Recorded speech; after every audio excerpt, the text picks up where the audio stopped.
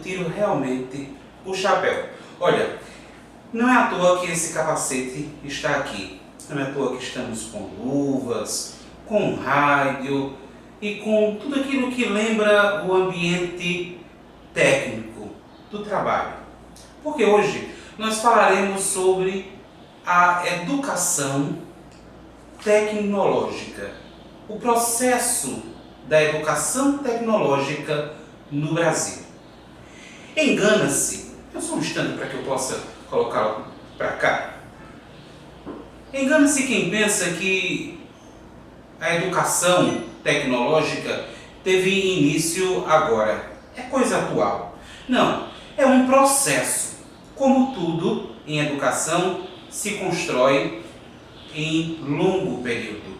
E assim também o é quando a gente trata das questões da educação e da técnica, do mundo do trabalho, que é sempre uma configuração que todos desejam unir a teoria à prática.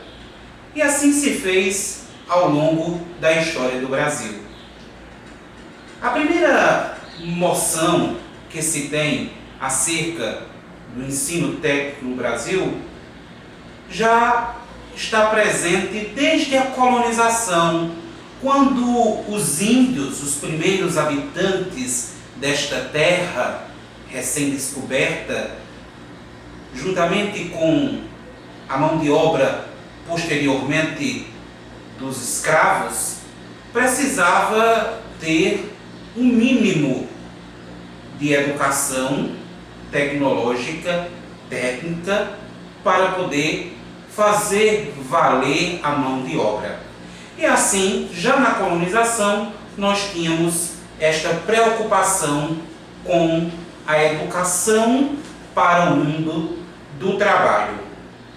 Os primeiros aprendizes, portanto, os primeiros técnicos, vamos por assim dizer, foram exatamente os índios e os escravos.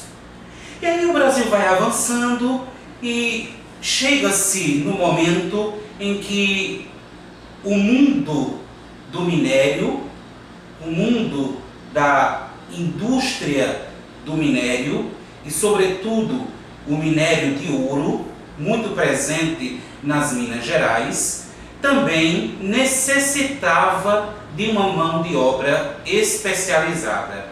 E aí se criou a figura especializada de uma casa destinada à educação e formação técnica para homens brancos. Notem que primeiro foram os índios, depois os escravos, e aí nós tivemos a abolição, tivemos neste processo de independência, de abolição, e foi se construindo também agora a necessidade de uma mão de obra especializada para o homem branco, para o homem pobre e branco, sobretudo no mundo do minério, da mineração, do ouro. Concomitantemente a isso, nós tivemos a questão também da criação dos ofícios, ou aprendizagem de ofícios da Marinha do Brasil, que trazia operários especializados de Portugal e recrutavam pessoas no próprio país, ou seja, no Brasil. E aí houve um período em que o ensino técnico, com fins de industrialização, foi proibido, que foi exatamente a existência da proibição das fábricas em 1785. Caminhamos um pouco mais na história e chegamos em 1808 com a chegada da família real, vinda de Portugal para o Brasil, e Dom João VI faz o quê? Faz exatamente a revogação da proibição do ensino técnico e cria o Colégio das Fábricas, que era considerado o primeiro estabelecimento instalado pelo poder público com fins educativos e tecnológicos. Aí nós caminhamos um pouco mais na história e chegamos ao ano de 1906, com a consolidação do ensino técnico industrial no Brasil, sobretudo encabeçado pela figura de Nilo Peçanha, que na época era o presidente do estado do Rio de Janeiro, como eram chamados os governadores de estado naquela época. Então ele cria unidades federativas, 4 escolas de ensino profissional, de ensino técnico, em Campos, Petrópolis, Niterói e Paraíba do Sul. Mas a configuração do ensino técnico no Brasil se dá sobretudo na data de 23 de setembro de 1909, com a criação do Decreto 7.566, que criou as escolas de aprendizes artífices, destinada ao ensino profissional, primário e gratuito. Essa consolidação, portanto, é como que o registro de nascimento do ensino técnico no Brasil. Tanto é que nós estamos em pleno século XXI, passados 112 anos, e nós ainda temos resquícios deste pensamento, desta ideologia de que é necessário unir a teoria da educação com o ensino técnico, com a prática. E isso é uma realidade nos dias atuais. Tanto é que todas as leis mais modernas da educação, a saber, por exemplo, a Lei de Diretrizes e Bases da Educação, a LDB, também fala do ensino técnico, dado como uma possibilidade dentro do currículo, integrado ao currículo, junto com o currículo. Inclusive, nós, por exemplo, temos uma experiência no estado da Paraíba de escolas cidadãs integrais tecnológicas. O que seriam essas escolas? Seria exatamente a união da educação básica, do ensino médio, unido à questão técnica ou tecnológica, para formar o cidadão dentro das suas habilidades, dentro daquilo que a própria sociedade espera, dentro daquilo que a economia absorve.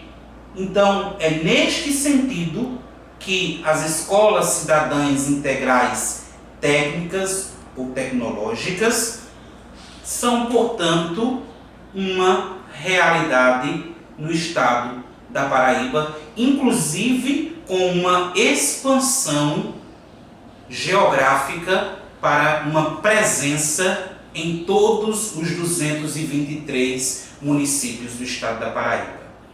Mas esta história da educação técnica no Brasil é muito interessante e ela precisa ser entendida para que nós compreendamos de que tudo se dá num grande processo evolutivo e de desenvolvimento.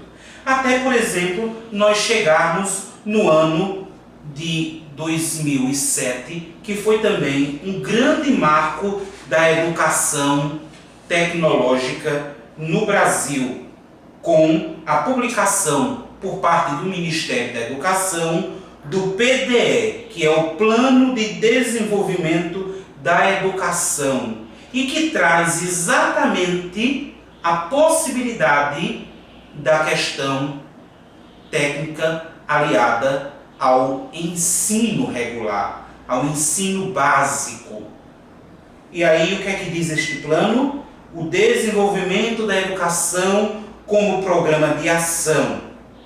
E o subitem 2.3, educação profissional e tecnológica, onde vê-se claramente a importância, por exemplo, da rede federal para a expansão da oferta e melhoria da qualidade de educação no Brasil. Nós estamos acostumados a ver, por exemplo, os Cefetes, que historicamente foram construídos no Brasil.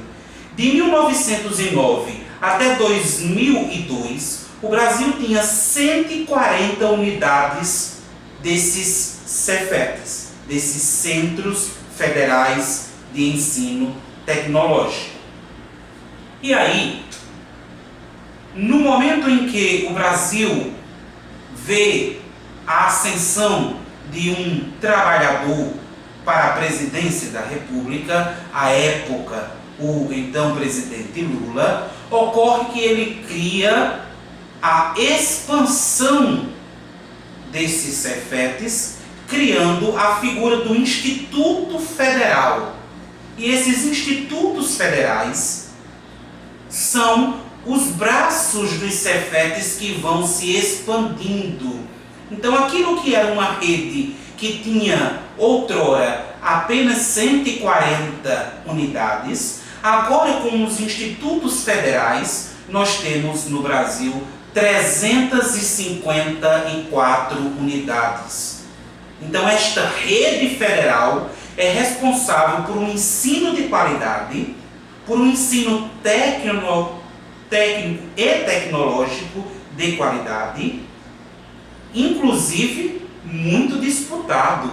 Muitas são as pessoas que hoje, no momento atual de nossa sociedade, querem acessar o Instituto Federal, porque sabe que lá é ofertado um ensino que leva em conta, por exemplo, a questão do ambiente da sociedade.